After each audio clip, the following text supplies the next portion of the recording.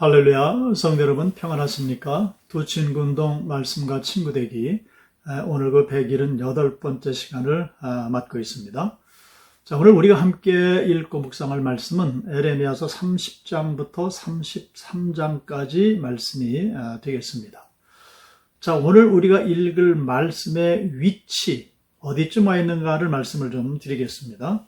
자, 에레미야서 전체 성경에 대한 구조를 말씀을 드렸죠. 다시 되풀이해 보면, 자, 1장은 서론의 말씀이었습니다. 에레미야의 소명, 그리고 하나님께서 에레미야를 격려해 주시는 그런 말씀이 기록이 되어져 있고요. 두 번째 단락은 유다의 죄악에 대한 고발, 그리고 심판의 예언, 이런 말씀이 기록이 되어져 있습니다. 그것이 2장부터 25장까지 말씀입니다. 자, 그리고 26장부터 45장까지는 에레미야의 전기 형식의 예언들이 있습니다.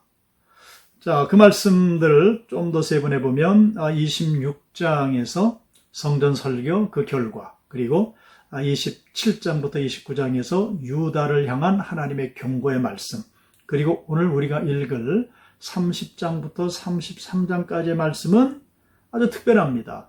선민 이스라엘의 회복을 약속해 주시는 그런 말씀으로 기록이 되어져 있습니다. 자, 그러면 30장 말씀을 보겠습니다.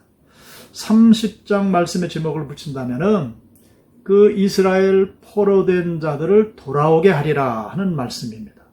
자, 3절을 제가 읽습니다.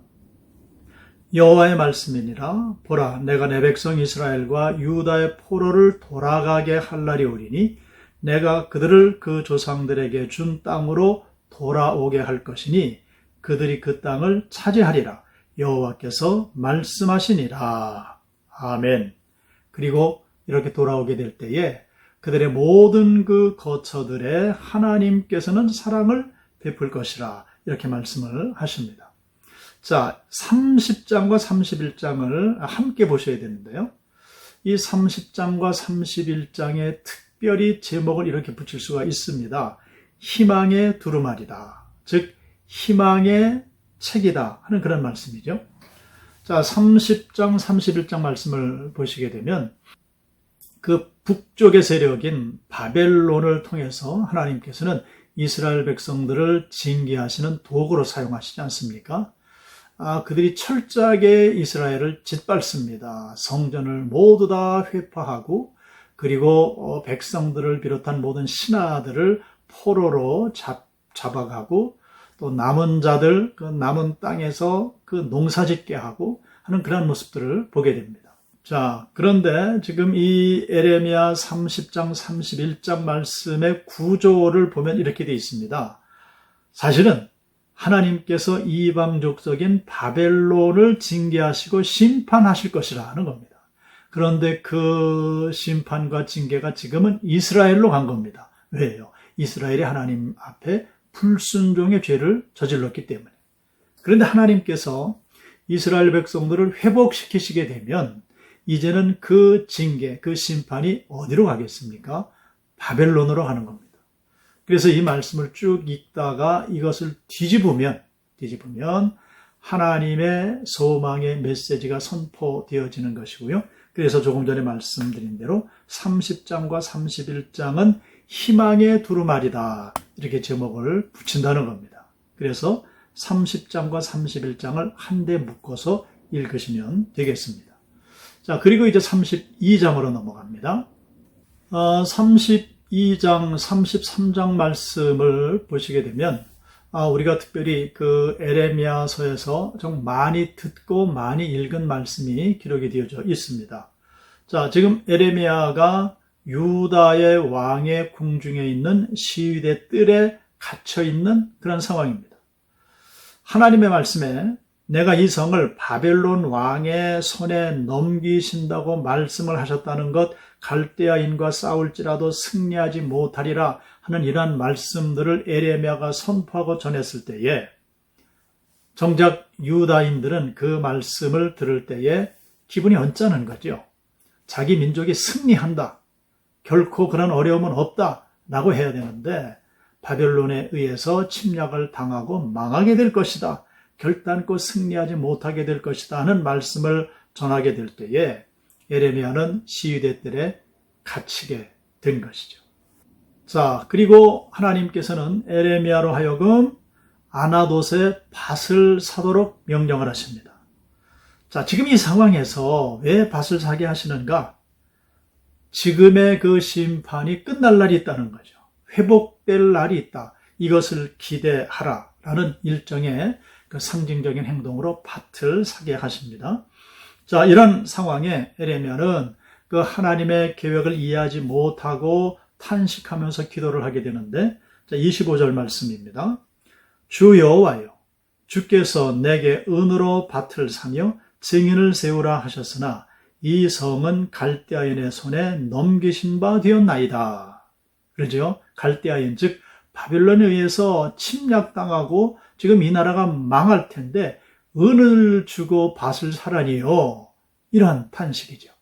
자, 이에 대해서 하나님께서 응답을 주십니다. 37절, 38절입니다.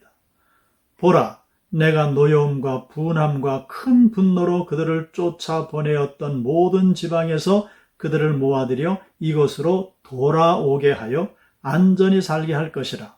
그들은 내 백성이 되겠고 나는 그들의 하나님이 될 것이다 하는 겁니다.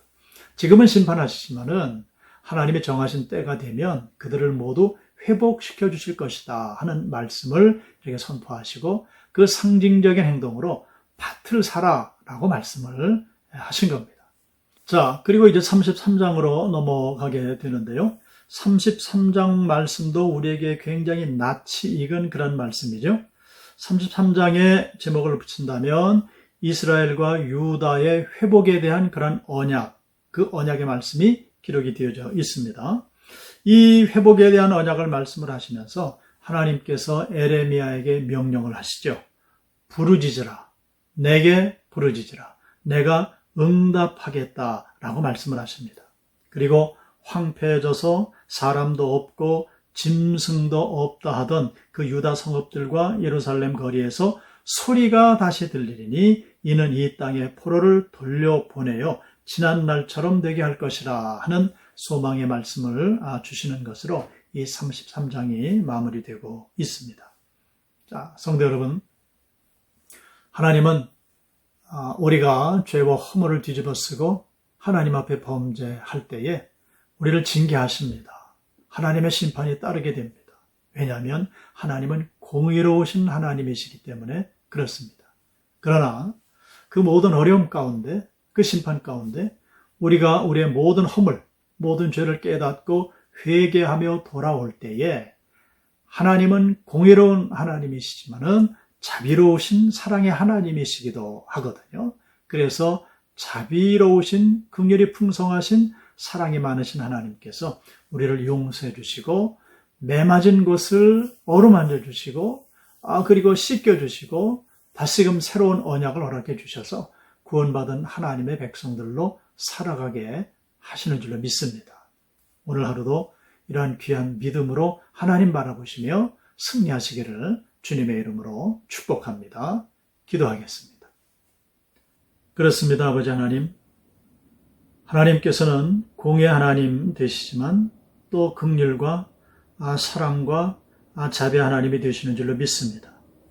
자, 우리가 이스라엘의 모든 역사적인 일들을 보면서 그들이 하나님 앞에 불순종할 때에 하나님께서는 인내하시고 또 인내하시다가 그 기한이 참에 저들을 징계하시고 엄한 심판으로 다스리시는 그 모습을 보게 됩니다. 그러나 저들이 이제 회개하고 주님 앞에 돌아올 때에 그 모든 것들을 회복시켜 주시고 한없는 하나님의 은혜와 사랑과 긍휼하심과 자비로우심으로 저들을 안아 주심을 믿습니다. 오늘 우리에게도 이러한 은혜가 임하는 줄로 믿사오니 늘 우리가 영적으로 깨어서 늘 주님 앞에 설 때마다 회개의 영을 받아 하나님 앞에 회개케 하시고 늘 하나님의 은혜와 사랑 가운데 살아낼 수 있는, 그리고 날마다 주님의 이름으로 승리해낼 수 있는 하나님의 자녀들이 되게 하여 주시옵소서. 그렇게 오늘도 우리를 다스리실 주님을 찬양하며 예수 그리스도의 이름으로 기도드리옵나이다.